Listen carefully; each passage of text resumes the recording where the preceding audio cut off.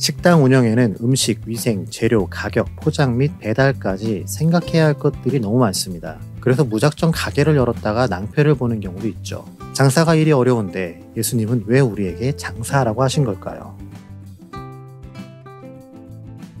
헤롯 대왕의 아들 아켈라오가 왕위를 물려받습니다. 로마로부터 왕위 계승 승인을 받으려 하자 그를 반대하는 유대인들이 로마에 사절단을 보내죠. 자신을 거부한 유대인에 대한 분풀이로 아켈라오의 복정은 매우 심해집니다. 그래서 오늘 본문은 사람들의 공감대를 형성하기에 충분했죠. 게다가 예수님이 예루살렘 성 코앞에 이르렀으니 이제 곧 로마를 뒤집고 하나님 나라를 세울 것이라 기대했습니다. 그런 기대감에 들끓은 사람들이 예루살렘에 입성하는 예수님께 호산나 다윗의 자손이라 외친 거고요. 이런 상황 속에서 예수님은 열무나 비유를 말씀하십니다. 어떤 귀인이 10명의 종에게 각각 한 문화씩 나눠줍니다. 한 문화는 100데나리온으로 일용직 노동자의 3개월치에 해당하는 금액이죠. 2025년 최저시급으로 보면 600만 원 정도겠지요. 주인은 돌아와 종들이 어떻게 장사했는지를 확인합니다. 첫 번째 종은 한 문화로 10문화를 남겨 10배의 이익을 얻었습니다. 주인은 그를 착한 종이라 부르며 10고을 권세를 주죠. 두 번째 종은 한 문화로 5문화를 남겨 5배의 이익을 얻었습니다. 이에 주인은 그에게도 5고을의 권세를 주죠. 이때 다른 종이 와서 받은 한 문화를 돌려줍니다. 그러면서 당신은 맡기지 않은 것을 찾아가고 심지 않은 것을 거두는 엄한 사람이기에 그냥 수건으로 싸두었었다고 말하죠. 지금 이거 뭐하는 시츄에이션이야?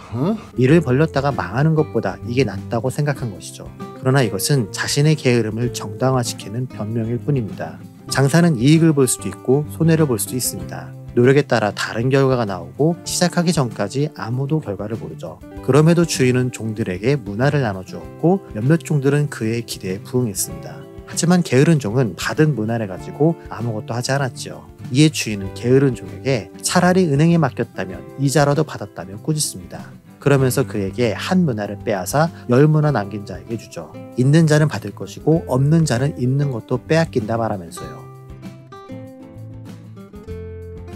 귀인이 10명의 종들에게 한 문화씩 나눠줬듯이 예수님도 우리에게 동일하게 주신 게 있습니다. 그분이 돌아오실 때까지 활용해야 하는 것, 크고 작은 차이 없이 모든 믿는 자가 동일하게 받은 영적인 문화, 바로 성령이지요. 성령에 순종한 자들은 여러 가지 열매를 맺습니다. 그것이 바울이 말하는 성령의 9가지 열매일 수도 있고 그 외에 다른 것들일 수도 있지요. 10문화 혹은 5문화처럼 눈으로 측정이 불가능하더라도 성령에 대한 순종으로 얻어지는 모든 결과들이 열매가 됩니다. 그런 순종이 있는 사람은 계속해서 성령을 체험하고 확인하며 늘어가지만 그런 순종이 없는 사람은 시간이 흘러도 아무런 결실을 얻지 못하죠. 주신 명령과 받은 몫에 대한 순종은 종들의 선택이지만 결과 확인은 필수입니다. 그래서 돌아온 주인은 가장 먼저 종들이 어떻게 일했나를 확인하지요. 우리 계산할 거 있잖아. 장사하며 이익을 남긴 종에게는 보상이, 그렇지 않은 종에게는 심판이 내려집니다. 물론 장사를 하면 이익이 날 수도 있지만 망할 수도 있습니다. 정말 성실히 노력했는데도 예기치 못한 상황으로 파산하면 탓할 수도 없지요. 그래서 주인의 입장에선 이런 리스크를 안고 가는 것보다는 은행에 맡기는 것이 더 안전할 수 있습니다. 그럼에도 종들에게 문화를 나눠주고 장사하라고 한 것은 결국 받은 것으로 무엇이든 해보고 경험하며 성장하라는 권면이었죠. 마찬가지로 예수님도 우리에게 성령에 순종하는 노력을 원하셨습니다. 결과가 좋으냐 나쁘냐는 나중 문제입니다. 매번 유혹을 이겨내고 좋은 결과가 나오지 못하더라도 괜찮습니다. 오늘 안 되면 내일 하고 내일 안 되면 그 다음날 다시 하는 그런 자세로 원하셨죠. 예수님이 하라 명하셨기에 순종한다는 마음을 바라신 것이고요. 그런 자세로 하루를 살아가는 사람이 성도이며 그런 순종으로 마지막까지 버텨낸 성도만이 하나님 나라에 들어갈 수 있으니까요. 주인은 장사에서 이익을 남긴 종에게 지극히 작은 것에 충성했다며 칭찬합니다. 이를 통해 우리는 문화를 나눠준 주인의 마음을 짐작할 수 있죠.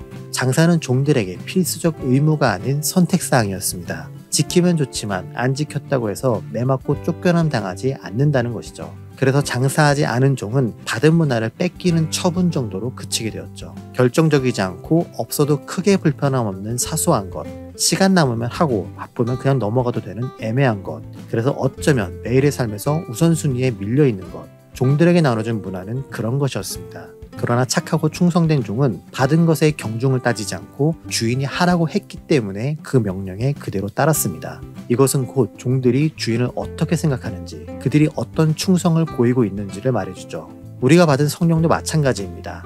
성령에 전적으로 순종하며 많은 열매를 맺지 못했다고 해서 하나님께 문전박대당하고 쫓겨나지는 않습니다. 내가 성령에 순종하려 할 때 누군가는 꼭 그렇게까지 안 해도 된다고요. 맞습니다. 성령에 대한 순종이 우리의 구원 여부를 결정하는 건 아니죠. 그래서 때론 더 사소하고 가벼이 여기며 넘겨버릴 때도 있습니다.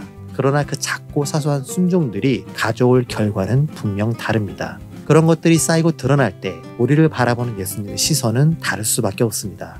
최선을 다해 받은 것을 지키며 살아온 종과 대충 티 안 나게 적당히 양다리 걸치며 살아온 종, 거기에 머리만 가득 차고 입만 살아서 움직이는 종. 사람들이 나를 어떻게 기억하는가? 그들이 보여주는 삶의 아우라와 걸어온 발자국은 결코 같을 수가 없습니다. 그런 차이가 보일 때 예수님은 그들을 다르게 보상하시죠. 많이 노력한 자에겐 많은 것을, 적당히 노력한 자에겐 적당히, 그리고 아무 노력도 하지 않은 자에겐 최소한의 기본조차 허락하지 않으시죠. 모든 믿는 사람이 성령이라는 영적인 문화를 동등하게 받았습니다. 그걸 가지고 뭘 할지, 어떻게 이익을 남길 것인지는 오롯이 나의 몫입니다. 게으른 종처럼 수건에 고이고이 싸서 잘 숨겨놨다가 다시 반납해도 됩니다. 그렇다고 예수님이 때려 죽일 놈 내 앞에서 썩 꺼지라고 말씀하지 않으시니까요. 그러니 굳이 어렵게 살지 않아도 됩니다. 눈물 흘려가며 씨를 뿌리지 않아도 되고 참아가며 순종의 열매를 맺지 않아도 됩니다. 다만 분명한 건 예수님 앞에서 내가 받은 것으로 어떻게 살았는지를 정산해야 할 때가 온다는 것이죠. 그때 어떤 평가를 받고 싶으신가요? 어떻게 불려지길 원하시나요? 착하고 충성된 종, 아니면 악하고 게으른 종? 나중에 듣고 싶은 만큼 지금 움직이면 됩니다.